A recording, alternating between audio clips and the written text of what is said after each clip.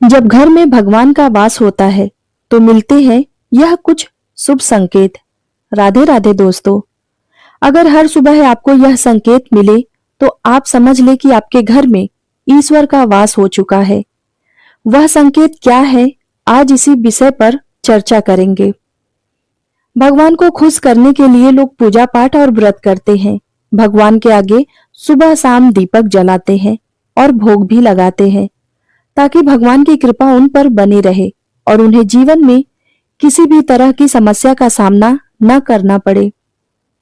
यह तो हम सभी जानते हैं कि भगवान की पूजा और अर्चना करने से वह हमसे प्रसन्न होते हैं। पर क्या आप जानते हैं कि वह हमें इस बात का संकेत भी देते हैं? आइए जानते हैं उन संकेतों के बारे में जो आपको यह बताते हैं कि भगवान की विशेष कृपा आप पर है। दोस्तों, जब आप पूजा पाठ करते हैं तो ईश्वर का वास आपके घर में होता है, चाहे वह प्रत्यक्ष रूप से हो या फिर अप्रत्यक्ष रूप से। वह घर में वास करते हैं तो आपको महसूस हो ही जाता है। कई बार आप उन्हें महसूस भी कर पाते होंगे। कई बार ऐसा होता है कि भगवान आपके घर में वास तो करते हैं लेकिन आपकी कुछ गलतियों से लौट जाते हैं, क्योंकि उस समय अक्सर लोग यह गलती कर ही देते हैं। वह कभी पूजा पाठ करते हैं और फिर छोड़ देते हैं, फिर कुछ दिन बाद पूजा करते हैं और छोड़ देते हैं। तो ऐसा करना ठीक नहीं होता है। इससे ईश्वर नाराज होकर चले जाते हैं। ऐसा आपको कभी नहीं करना चाहिए। बहुत से लोग ऐसे भी होते हैं जिनके घर में ईश्वर तो वास करते हैं लेकिन उन्हें स्वयं इस बात का पता नहीं होता है और वह स्वयं उनका अपमान करके उन्हें वापस भेज देते हैं, यह कहकर कि मैं ईश्वर की पूजा तो रोज करता हूं लेकिन तब भी ईश्वर मुझे क्यों नहीं दिखाई देते हैं। तो आपकी यह सब बातें आपके ईश्वर को रुष्ट कर देते हैं। इसीलिए आपको आज हम वह संकेत इस वीडियो में विस्तार से बताएंगे जिससे आप स्वयं जान पाएंगे कि ईश्वर आपके घर में आ चुके हैं। तो आइए जानते हैं उन संकेतों के बारे में। लेकिन उससे पहले अगर आप भी चाहते हैं कि माता लक्ष्मी का आशीर्वाद आप पर और आपके पूरे परिवार पर हमेशा बना रहे तो इस वीडियो को एक लाइक करें और चैनल को सब्सक्राइब कर लें और कमेंट बॉक्स में जय माता लक्ष्मी जरूर लिखें। नंबर 1, जब आप सो रहे होते हैं और ब्रह्म मुहूर्त में उठ जाते हैं। हर रोज आपकी नींद इसी समय खुल जाती है। साथ ही यदि ब्रह्म मुहूर्त में ही कोई ऐसा सपना दिखाई देता है जैसे कि मंदिर में आप पूजा कर रहे हैं या फिर मंत्रों का जाप कर रहे हो, तो ब्रह्म मुहूर्त में देखे गए ऐसे सपने भी इस बात का संकेत देते हैं कि ईश्वर आपके घर में मौजूद है। नंबर 2, यदि आपको ब्रह्म मुहूर्त में ही शंख की आवाज सुनाई देती है, मंत्र जाप की आवाज सुनाई देती है, घंटियों की आवाज सुनाई देती है या कोई नाम जैसे कि आपसे राम राम कह रहा हो, ऐसी आवाज अगर आपको सुनाई देती है तो यह भी एक संकेत होता है जिससे यह पता चलता है कि भगवान आपके घर में आ गए हैं। नंबर 3, जब भी आप सुबह सुबह नहा धोकर तैयार होते हैं तब आपको एक अलग सी सुगंध आती है। यह एक अजीब सी सुगंध होती है जो आपके घर में किसी को नहीं आती है, केवल आपको महसूस होती है। यह ना तो किसी इत्र की सुगंध होती है और ना ही अन्य किसी अगरबत्ती या अन्य किसी चीज की। बस आपको ही यह अलग सी महक आती है। यह सुगंध और कहीं से नहीं बल्कि आपके पूजा घर में से आती है।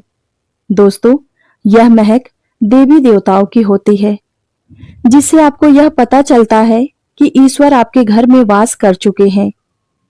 अब जो नकारात्मक ऊर्जा होती है, जब इनका घर में आगमन होता है तो आपके घर के भीतर दुर्गंध आने लगती है, लेकिन जब ईश्वर का वास होता है तो सकारात्मक ऊर्जा का प्रवेश होता है जो कि आपको सुगंध आने लगती है।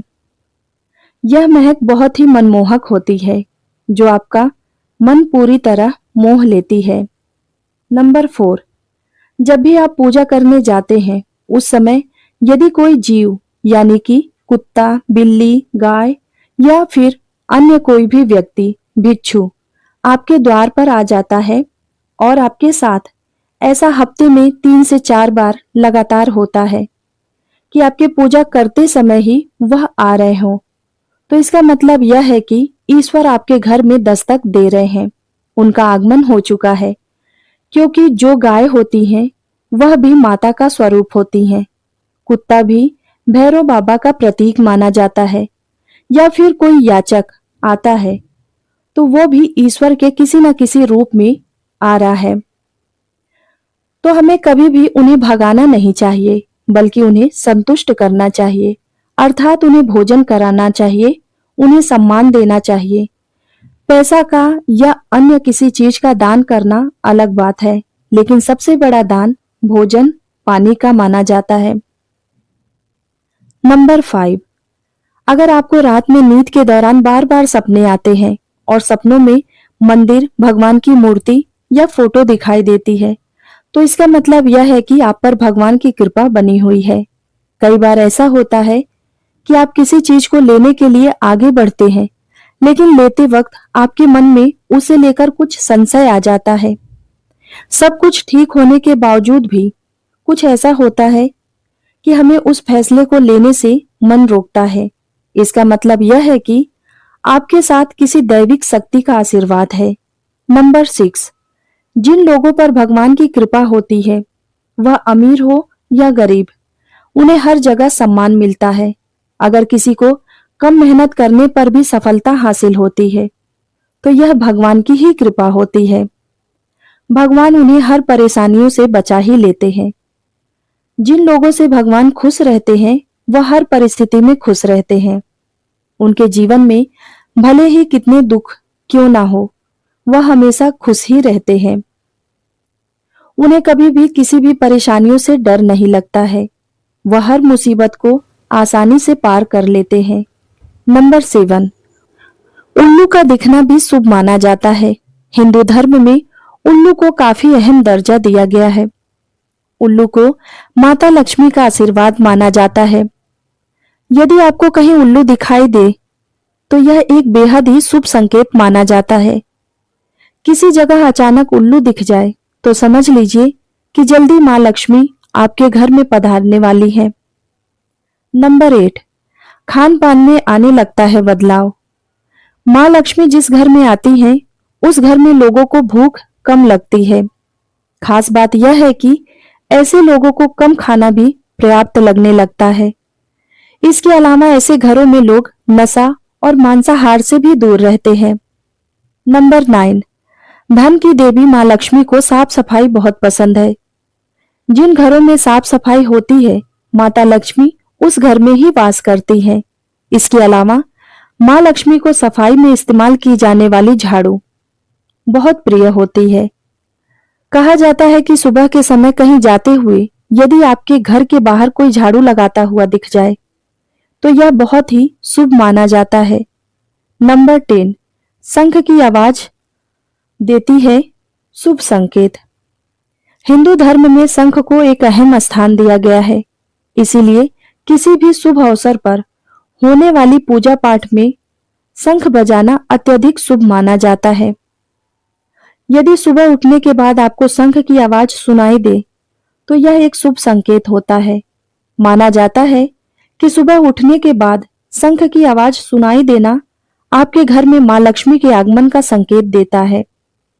नंबर 11, यदि आपको लगातार 3 दिनों तक घर से निकलते समय नीलकंठ पक्षी दिखाई दे, तो समझ लीजिए कि भगवान ने आपकी सुन ली। आपकी जल्द ही कोई बड़ी मनोकामना पूरी होने वाली है।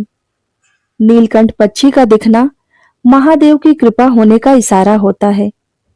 यदि आपके घर के सामने अक्सर सफेद गाय आने लगे, या किसी दिन सफेद गाय आपके घर के सामने आकर अपने बछड़े को दूध पिलाए, तो यह देवी देवताओं की आप पर कृपा होने का इशारा होता है। यह बताता है कि आपकी पूजा प्रार्थना सफल हो रही है और आपके जीवन की सारी समस्याएं दूर होने वाली हैं। भगवान आपके सारे कष्ट और बुरे दिन दूर करने वाले हैं। नंबर 12, यदि घर के मुख्य द्वार के आसपास चिड़िया घोंसला बना ले तो यह बहुत ही शुभ संकेत माना जाता है। यह इस बात का प्रमाण है कि आपकी पूजा सफल हो गई है। चिड़िया और उनके बच्चों को गलती से भी ना सताएं, बल्कि उनके लिए दाना पानी रखें। यदि पूजा करते समय आप इतने भावपूर्ण हो जाएं कि आपकी आंखों से आंसू निकलने लगे, तो यह इस बात का संकेत है कि ईश्वर ने आपके मन की पुकार सुन ली है। नंबर 13, आप सुबह पूजा करने के बाद घर से बाहर जाएं तो कहीं आपको बंदरों का झुंड दिखाई दे जाए, तो यह भी माना जाता है कि आपकी पूजा सिद्ध हो गई है और आप पर भगवान मेहरबान है। कोशिश करें कि उन बंदरों को भोजन दे। यदि आपके घर में बिना किसी अगरबत्ती, धूप या परफ्यूम के बिना इस्तेमाल के ही घर में खुशबू और ताजगी महसूस हो, तो यह समझ ले कि आप पर ईश्वर की कृपा है। साथ ही जल्द से जल्द आपका दिन बदलने वाला है। नंबर 14, पूजा के दौरान घर में किसी अतिथि का आना भी भगवान की कृपा का संकेत है। यदि अतिथि कोई तोहफा लेकर आए, तो यह साफ इशारा है कि भगवान ने आपकी पूजा स्वीकार कर ली है। यदि पूजा के समय जलाए हुए दीपक की लौ अचानक से तेजी से जलने लगे, तो समझ जाइए कि आपकी पूजा सिद्ध हो गई है और ईश्वर की कृपा से आपके दुख दूर होने वाले हैं। अगर अक्सर आपकी नींद सुबह के 3 बजे से लेकर 5:30 बजे के बीच यानी कि ब्रह्म मुहूर्त में खुले, तो यह भी ईश्वर का संकेत है कि भगवान आपकी भक्ति से प्रसन्न है। नंबर 15, जिस व्यक्ति की नींद अचानक से बार बार रात के 3 बजे के बाद खुलता है, तो इसे मामूली बात ना समझे। यह संकेत बहुत ही शुभ माना जाता है। ऐसा माना जाता है कि रात के 3 बजे के बाद देवी देवताओं की शक्तियां जागृत हो जाती हैं, जो कि आपसे बहुत कुछ कहना चाहते हैं। ऐसे में आपका बार बार 3 बजे के बाद उठना कामयाब होने के संकेत है। वहीं रात के 3 बजे के बाद देवी देवताओं से मांगा हुआ वरदान कभी खाली नहीं जाता है। ईश्वर आपकी प्रार्थना अवश्य ही सुनते हैं। नंबर 16, अगर आपको आपके सपने में ऊंचे ऊंचे पर्वत दिखाई देते हैं और वहां से बहता हुआ झरना आपको दिखाई देता है और उस जल को आप पी लेते हैं, तो निश्चित रूप से आपको कामयाबी अवश्य प्राप्त होती है। अगर आप अपनी शिक्षा का सही प्रयोग करके अपने परिवार को चला पा रहे हैं, तो यह ईश्वर की कृपा से ही संभव है। दुनिया में बहुत से ऐसे लोग हैं जो शिक्षित होने के बावजूद भी शिक्षा का प्रयोग नहीं कर पाते हैं। जिन लोगों की सेहत अच्छी रहती है, उन पर भी परमेश्वर की विशेष कृपा रहती है। सेहत खराब होने से सिर्फ आपके शरीर पर ही असर नहीं पड़ता है, बल्कि काफी आर्थिक नुकसान भी होता है। इसीलिए निरोगी काया प्राप्त करने के लिए लोगों को खुद को भाग्यवान मानना चाहिए। यदि आपके जीवन में सुयोग्य जीवन साथी मिला है, तो यह भी परमेश्वर की कृपा से ही संभव है। एक अच्छा जीवन साथी आपके पूरे जीवन को खुशहाल बना सकता है, लेकिन अगर जीवन साथी खराब मिल जाए, तो पूरी जिंदगी झगड़ा कलेश के बीच में निकल जाता है। नंबर 17, अगर किसी व्यक्ति की संतान आज्ञाकारी है, तो यह भी परमेश्वर की ही कृपा है, वरना आज के युग में ज्यादातर लोग अपनी संतान की वजह से ही दुखी रहते हैं। सही गलत के बीच अंतर करने की क्षमता जिन लोगों के पास है, उन पर उनके इष्ट देव का आशीर्वाद होता है।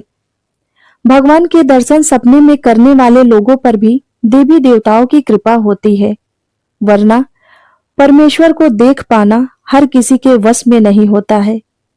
जिस व्यक्ति का क्रोध पर वश है, जिनका मन शांत रहता है, जो हर परिस्थिति से सामान्य रहकर आगे बढ़ना जानते हैं, ऐसे लोगों पर ईश्वर की असीम कृपा होती है।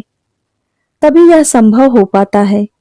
नंबर 18, भगवान हमें अपने वास्तविक रूप में दिखाई नहीं देते हैं, लेकिन कुछ लोग ऐसे भी होते हैं जिन्हें भगवान के तुल्य माना जाता है। इनमें माता पिता, गुरु या ब्राह्मण है। इनमें से कोई भी व्यक्ति पूजा के दौरान आपके घर में प्रवेश करता है, तो यह बहुत ही शुभ माना जाता है। आपको उन्हें घर से खाली हाथ लौटाना नहीं चाहिए। पूजा के दौरान अगर भगवान की मूर्ति या प्रतिमा से कोई फूल या माला आपके पास गिरकर आ जाए तो यह बहुत ही शुभ संकेत माना जाता है। इससे पता चलता है कि भगवान की कृपा आप पर बनी हुई है और आपकी मनोकामना जल्द ही पूरी होने वाली है। यह तमाम जानकारी जन रुचि को ध्यान में रखकर दी जा रही है। ज्योतिष और धर्मशास्त्र के उपाय और सलाहों को अपनी आस्था और विश्वास पर आजमाएं। वीडियो का उद्देश्य मात्र आपको बेहतर सलाह देना है। इस संदर्भ में हम किसी भी प्रकार का कोई दावा नहीं करते हैं। तो दोस्तों, वीडियो अच्छी लगी हो तो वीडियो को लाइक करें और चैनल को सब्सक्राइब जरूर कर लें और कमेंट बॉक्स में जय माता लक्ष्मी जरूर लिखें। धन्यवाद।